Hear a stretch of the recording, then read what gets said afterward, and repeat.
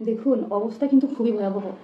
আমরা প্রতিনিয়ত যা খবরে দেখছি, এতে বলা যায় যে আমরা খুব খুব মারাত্মক বিপদের মধ্যে আছি।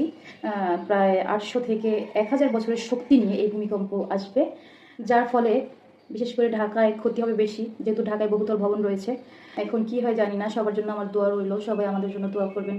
আমিও কিন্তু ৪ তলা ভবনে আছি, সরি মানে ৬ তলা ভবনের ৪ তলায় আছি আমি। আমিও খুব চিন্তায় আছি। এর আগে কখনো এতটা ভয় পাইনি। সামনে নাকি এর চেয়ে শক্তি নিয়ে আসবে ভূমিকম্প। খুবই শঙ্কায় রয়েছি। আমরা কেউই আশঙ্কামুক্ত নই। তাই সবাই সবার জন্য দোয়া করব। আল্লাহ বাকিটা দেখবে, মহান আল্লাহ। যতটা সম্ভব সেফ থাকার চেষ্টা করব। সৃষ্টিকর্তাকে বেশি বেশি ডাকার চেষ্টা করব। যে ভুলগুলো অতীতে করেছি, ভুল থেকে নিজেকে বের করার চেষ্টা করব, নিজেকে শুধরানোর চেষ্টা করব। বিশেষ করে আমরা যারা মুসলিম রয়েছি, আমাদের সৃষ্টি করার উদ্দেশ্যই হচ্ছে ইবাদত করার জন্য আমাদেরকে আল্লাহ তাআলা সৃষ্টি করেছেন।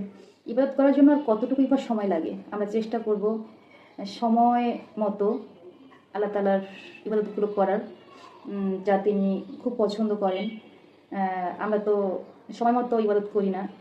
এই সময়টা ওই সময় মানে সময় মেনটেন করে নামাজটা পড়ি না, এবং ধীরে সুস্থে আস্তে ধীরে ধীরে কিন্তু নামাজ পড়া উচিত, যা কবুলের যোগ্য।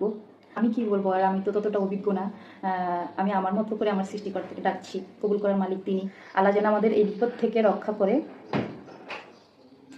এ পর্যন্তই।